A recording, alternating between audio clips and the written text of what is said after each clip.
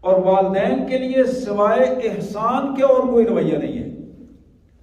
والدین کے لیے سوائے احسان کے اور کوئی رویہ نہیں ہے. وَبِالْوَالِدَيْنِ إِحْسَانًا. اب اس کی تفصیل آگے قرآن مجید نے مزید اس کی تفصیل بیان فرمائی. اما یبلغن عندک الکبر احدهما او کلاہما. تمہارے والدین ان دونوں میں سے کوئی ایک زندہ ہو تمہاری زندگی میں یا دونوں زندہ ہوں. فلا تقل لهما اف.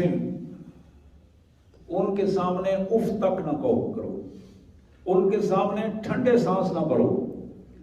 فلا تقل لهما اف ولا تنهرهما.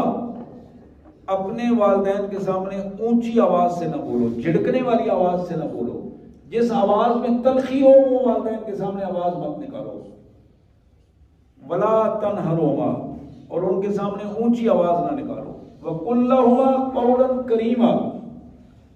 جب بھی والدین کے سامنے بیٹھے ہوئے، والدین کے سامنے کھڑے ہوئے تمہاری زبان سے کوئی بات نکلے تو اس زبان سے ہمیشہ میٹھی بات نکلے. قولا کریما.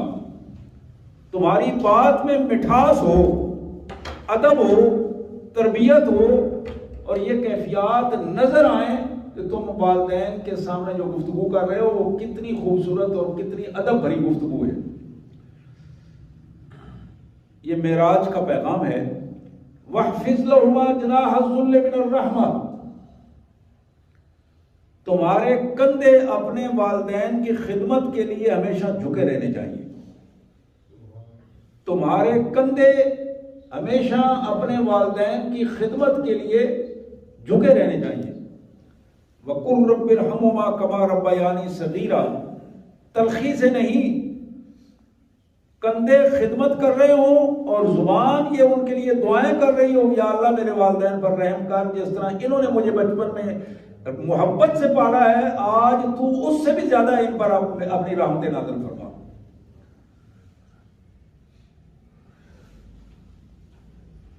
اولاد کے کندھے والدین کی خدمت کے لیے ہمیشہ جھکے رہنے چاہیے اور زبان دعائیں کرتی رہنی چاہیے. اب اس کے بعد اس پہلو میں ایک آخری جملہ قرآن نے کہا، ذرا غور کیجیے اس پر. ربکم اعلم بما فی نفوسکم. جو کچھ تم کر رہے ہو نا، تمہارا رویہ جو کچھ ہے، تمہارے ذہنوں میں جو کچھ ہے، تمہارے عمل میں جو کچھ ہو رہا ہے، رب